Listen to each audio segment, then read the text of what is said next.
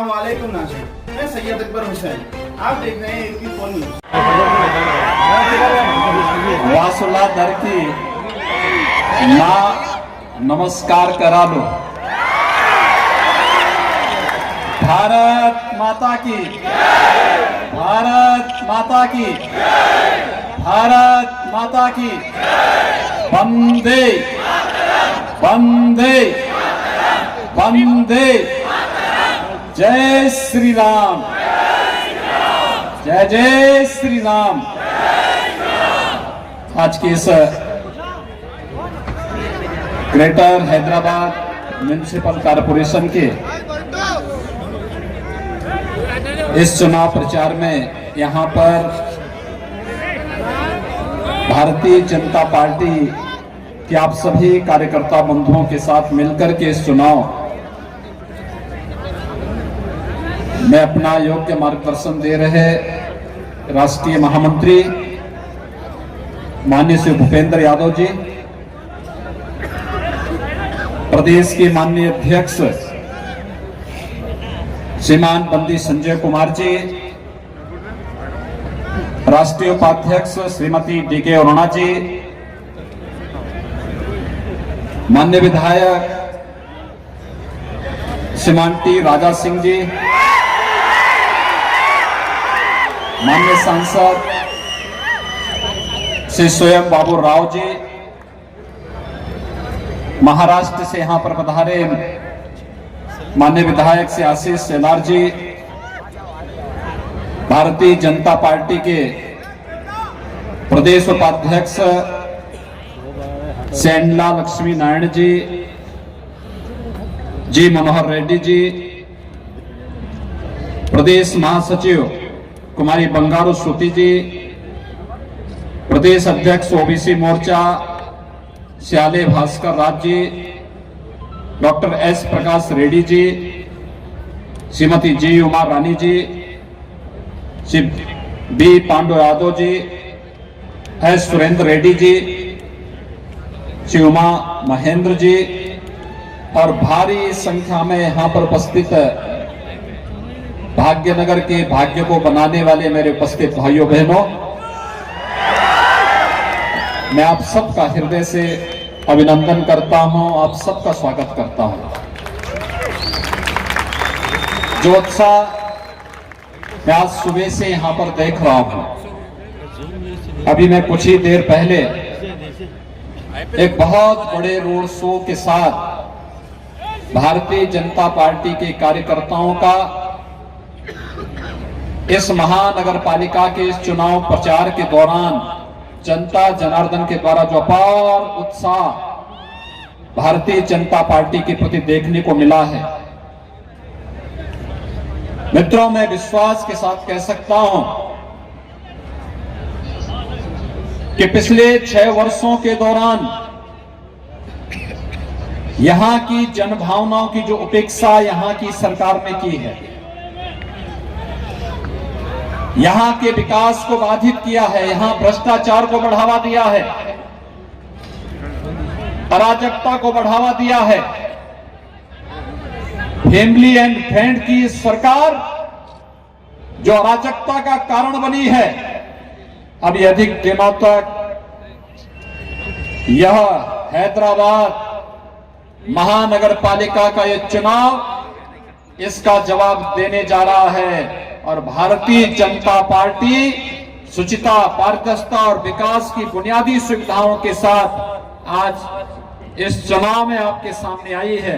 सचमुच यह निजाम शाही की अंतिम विदाई की तैयारी यहां से प्रारंभ होती है और इसके लिए मैं आप सबका अभिनंदन करता हूं।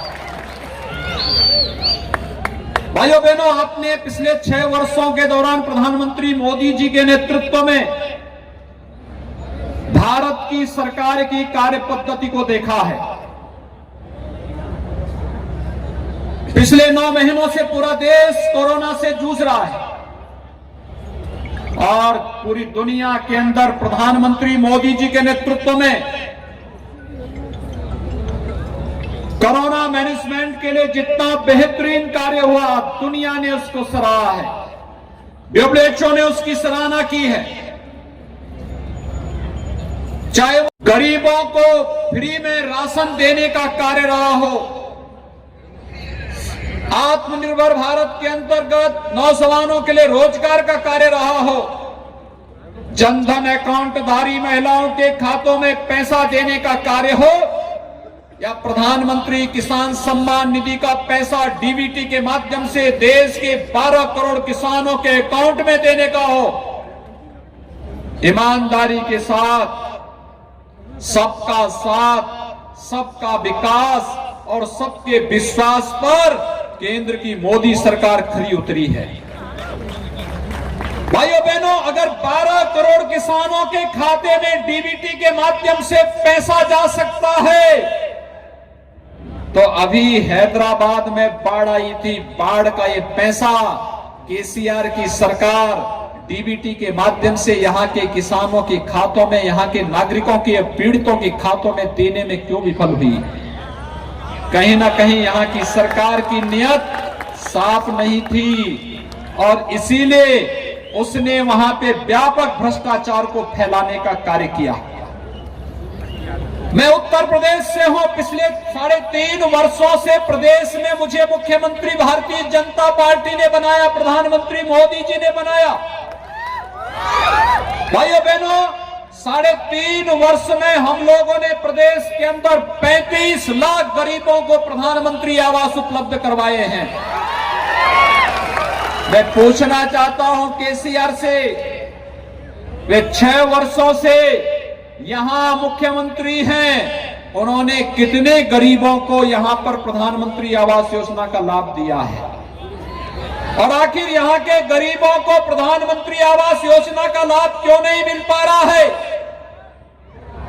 उत्तर प्रदेश के अंदर 10 करोड़ लोगों को आयुष्मान भारत के अंदर आयुष्मान भारत की सुविधा का लाभ 5 लाख रुपए सालाना स्वास्थ्य बीमा का कवर मिलता है। आखिर तेलंगाना में इस सुविधा का लाभ यहां की सरकार क्यों नहीं दिला रही है, जबकि मोदी जी ने तो पूरे देश के अंदर योजना को लागू किया है? इसका मतलब यहां की सरकार का गरीबों को चिंता नहीं, किसानों की चिंता नहीं, नौजवानों की चिंता नहीं, उन्हें चिंता है अपने परिवार की और एमआईएम की। उन्हें चिंता है अपने परिवार की और एमआईएम की, यहां की जनता की चिंता नहीं है। और भाइयों बहनों, एमआईएम की कार्य पद्धति किसी से छुपी भी नहीं। भूपेंद्र जी बिहार के चुनाव के प्रभारी थे भारतीय जनता पार्टी के, और बहुत भारी विजय प्रधानमंत्री मोदी जी के नेतृत्व में भारतीय जनता पार्टी ने बिहार के अंदर अपने गठबंधन के साथ फिर से सरकार बनाई है। भूपेंद्र जी चुनाव के बाद आज यहां पर मेरी पहली मुलाकात हो रही, मैं उनका अभिनंदन करता हूं। जितनी शानदार विजय बिहार के अंदर हुई, बिहार के अंदर फिर से भारतीय जनता पार्टी गठबंधन की सरकार बनी, एमआईएम का एक विधायक बना, और जब शपथ लेने के लिए गया तो उसने कहा मैं हिंदुस्तान के नाम पे शपथ नहीं लूंगा। भाइयों बहनों, हिंदुस्तान में रहोगे, हिंदुस्तान का खाओगे, लेकिन हिंदुस्तान का गाओगे नहीं। ये कब तक चलेगा? कब तक हम चलने देंगे इस कार्य को? भाइयों बहनों, हमें सोचना होगा। भारत के अंदर कोई रहेगा तो भारत के संविधान के अनुसार उसको चलना भी पड़ेगा और भारत के मानवाधिकारों का सम्मान भी करना पड़ेगा। 1946 से लेकर 1948 के बीच में आपके पूर्वजों का जो भारत गणराज्य के अंदर हैदराबाद की निजामशाही के खिलाफ आंदोलन था, यह आंदोलन इसी बात को लेकर के था कि हम एक संविधान के अंदर प्रधानमंत्री मोदी जी की उन संकल्पनाओं को पूरा करने के लिए आपके पूर्वजों का संकल्प 1948 में ही देखने को मिला था, जब उन्होंने एक भारत श्रेष्ठ भारत का नारा दिया था। सरदार वल्लभ भाई पटेल जी के नेतृत्व में उस समय निजाम कुछ आनाकानी कर रहा था। सरदार पटेल ने एक महाअभियान चला करके भारत गणराज्य का हिस्सा बना करके कितना अत्याचार निजाम ने किया था यहां की महिलाओं पर, यहां के नागरिकों पर। इतने वर्ष बीत गए, 7 दशक बीत गए। पिछले 6 वर्षों से तेलंगाना में टीआरएस की सरकार है। इन्होंने भी वायदा किया था कि यहां पर बलिदान होने वाले उन सभी नागरिकों का एक भव्य स्मारक बनाने का कार्य करेंगे, लेकिन एमआईएम के दबाव में जो निजाम की भाषा बोलने का कार्य कर रहे हैं वे वह स्मारक नहीं बनने देना चाहते हैं। भारतीय जनता पार्टी आपके पास आई है कहने के लिए कि हैदराबाद की निजामशाही को समाप्त करने के लिए उनके रजाकारों के अत्याचार के खिलाफ जो आंदोलन यहां पर हुआ था, उस आंदोलन में शहीद होने वाले भारत माता के उन सभी सपूतों का स्मारक यहां पर पूरे गर्व गौरव के साथ बनना चाहिए। ये कार्य यहां पर किया ही जाना चाहिए और इस संकल्प के साथ हम सबको आगे बढ़ने की तैयारी करनी चाहिए। लेकिन आज यहां पर एमआईएम के दबाव में टीआरएस की सरकार कार्य नहीं करने देना चाहती, वे नहीं होने देना चाहती है। वे हर प्रकार से आपकी भावनाओं को दबाने का कार्य करना चाहते हैं। कार्य कैसे होता है आपने भी देखा होगा। प्रधानमंत्री मोदी जी ने 2014 में शपथ लेते ही एक मंत्र दिया था देश को। उन्होंने कहा था मैं जाति, मत, मजहब, क्षेत्र, भाषा के आधार पर किसी के लिए कोई घोषणा नहीं करूंगा। उन्होंने कहा था मेरा एक मंत्र होगा, वह होगा सबका साथ, सबका विकास। और सबका साथ और सबका विकास हुआ तो मोदी जी को फिर से सबका विश्वास भी मिला। 2019 में फिर से भारी बहुमत से प्रधानमंत्री बने।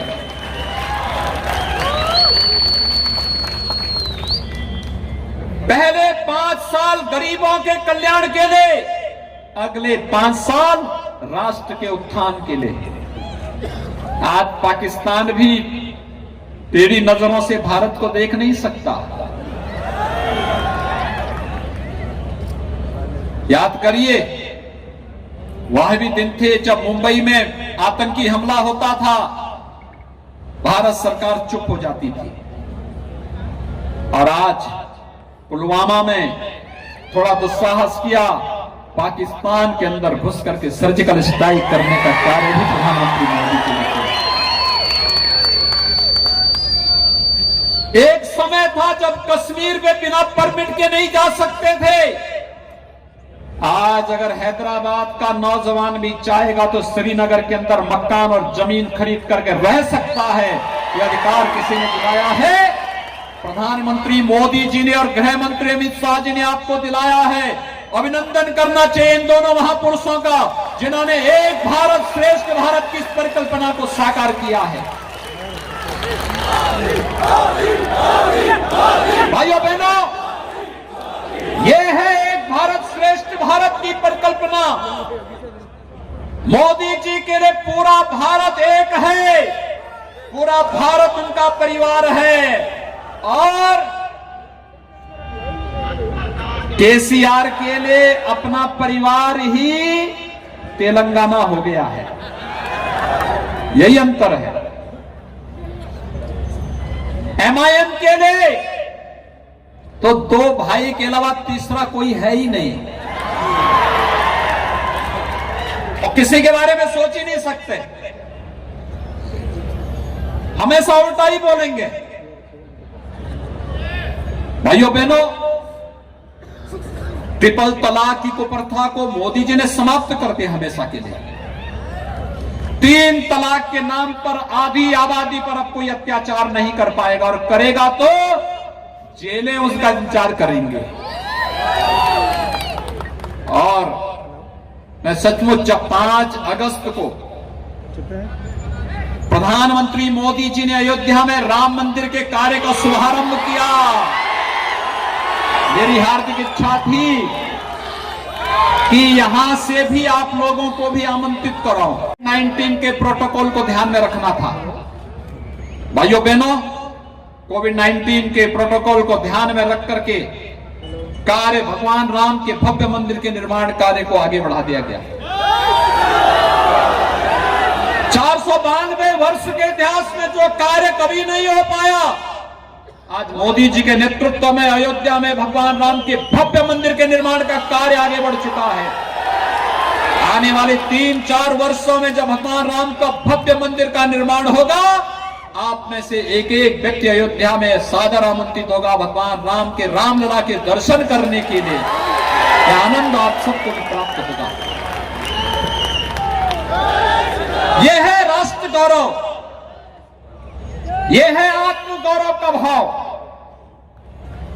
और राम मंदिर बनने का मतलब राम राज्य की उस अवधारणा को जो सबका साथ, सबके विकास के साथ हम सबको आगे बढ़ने की प्रेरणा देता है।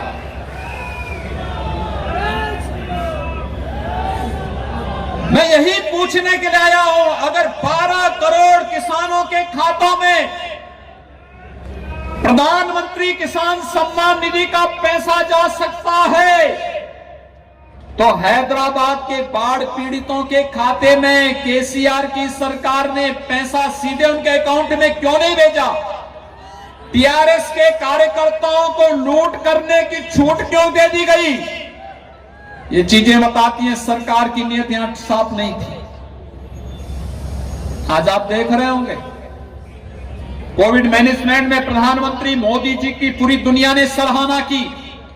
लोग दुनिया के राष्ट्राध्यक्ष पूछते रहे, इतनी बड़ी आबादी को मोदी जी आपने कैसे बचा दिया? 20 लाख करोड़ रुपए का आर्थिक पैकेज, 1,76,000 करोड़ रुपए का देश के अंदर गरीब कल्याण पैकेज, और अब टीकाकरण की भी बात आ चुकी है। आज तो प्रधानमंत्री मोदी जी स्वयं हैदराबाद में आकर के उस लैब का भी निरीक्षण करने के लिए गए हैं। सुबह सुबह जब तमाम नेता सो रहे थे, तब देश के यशस्वी प्रधानमंत्री अहमदाबाद, हैदराबाद और पुणे की यात्रा करके देश के अंदर अपने देश के 135 करोड़ जनता की जान को बचाने के लिए वैक्सीन की प्रगति की समीक्षा करने के लिए दौरा कर रहे हैं। यह है राष्ट्र प्रेम का यह भाव। और हैदराबाद में रहने के बावजूद केसीआर कभी भी नहीं गए होंगे उस लैब में, कभी नहीं गए होंगे। गए हैं क्या? गए हैं। ये बातें इस बात को साबित करती हैं उनके मन में जनता के लिए कोई जगह नहीं है। वे जानना ही नहीं चाहते। उन्हें एमआईएम से ही फुर्सत नहीं और परिवार से ही फुर्सत नहीं। उनके लिए फैमिली और फ्रेंड के अलावा कोई तीसरा है ही नहीं। मैं देख रहा था पूरी जगह पोस्टर में पिता पुत्र का चित्र लगा है, और अराजकता फैलानी हो तो फ्रेंड के रूप में एमआईएम जैसे नमूने जो मिल गए हैं। भाइयों बहनों, तेलंगाना के लिए बहुत बड़ा कार्य इस महानगर पालिका चुनाव के माध्यम से एक संदेश आप सबको देना है। हम लूट की छूट नहीं देंगे, ये मैसेज होना चाहिए। लूट की छूट नहीं मिलनी चाहिए लोकतंत्र में किसी को भी। और जनता जनार्दन है। एमआईएम और टीआरएस की गठबंधन का कोई भी यहां पे महानगर पालिका बनती है तो लूट की खुली छूट उनको होगी। जनता बुनियादी सुविधाओं से वंचित होगी। व्यापक अराजकता का और लूट खसोट का जो दौर उन्होंने पिछले 6 वर्षों के अंदर किया है, यही देखने को मिलेगा।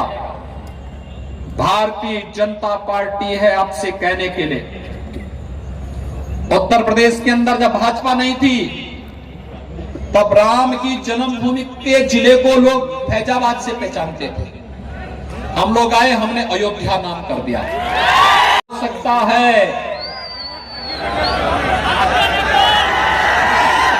भाइयों बहनों, अगर इलाहाबाद प्रयागराज हो सकता है तो हैदराबाद भी भाग्यनगर फिर से बन सकता है। और उसी भाग्यनगर के भाग्य को बनाने के लिए चुनाव है। और भाइयों बहनों, इसी दिशा में अभियान आगे बढ़ने की आवश्यकता है। जो उत्साह है, जिस तेजी के साथ आप सबने इस कार्य को आगे बढ़ाया है, मैं सुबह से देख रहा हूं लाखों की संख्या में नौजवानों की, माताओं की, बहनों की, समाज के प्रत्येक तबके का व्यापक समर्थन भारतीय जनता पार्टी को प्राप्त हो रहा है। और बात महानगर पालिका के चुनाव के माध्यम से यह संदेश एक बार फिर से देश और दुनिया के अंदर देने का कार्य करेंगे। इतना बड़ा कार्यक्रम एक अभियान के साथ, और इसीलिए मैं स्वयं भी आज यहां की कमेटी से, यहां के प्रदेश अध्यक्ष जी से स्वयं अनुरोध करके आया हूं कि अगर वहां पर मैं भी कुछ योगदान कर सकूं तो मैं भी विशेष रूप से आपके बीच यहां पर आया हूं, आप सबसे अपील करने के लिए। भारतीय जनता पार्टी के सभी प्रत्याशियों को भारी बहुमत से विजयी बना करके हैदराबाद के भाग्य को बदलने के लिए, भाग्यनगर का मतलब जो समृद्धि का प्रतीक हो, समृद्धि व्यक्ति के जीवन में, उसके पारिवारिक जीवन में, उसके सार्वजनिक जीवन में, और बुनियादी सुविधाओं के माध्यम से विकास की योजनाओं को हर जन तक बिना भेदभाव के पहुंचाने का अभियान। उस अभियान के साथ आप सबको जोड़ने के लिए आज मैं यहां पर आप सबसे अपील करने के लिए आया हूं। आप सभी भारतीय जनता पार्टी को भारी बहुमत से अपने समर्थन और सहयोग दें, भारतीय जनता पार्टी के पक्ष में अपना समर्थन दें। यही अपील करने के लिए आपके बीच में मैं यहां पर उपस्थित हुआ हूं। आप सबसे मेरी विनती होगी, जो समर्थन और सहयोग और जो उत्साह आपने दिखाया है, ये हम सब के लिए और इस ग्रेटर हैदराबाद म्युनिसिपल कॉर्पोरेशन के चुनाव के माध्यम से यहां के भाग्य को बदलने में इसकी बड़ी भूमिका होगी।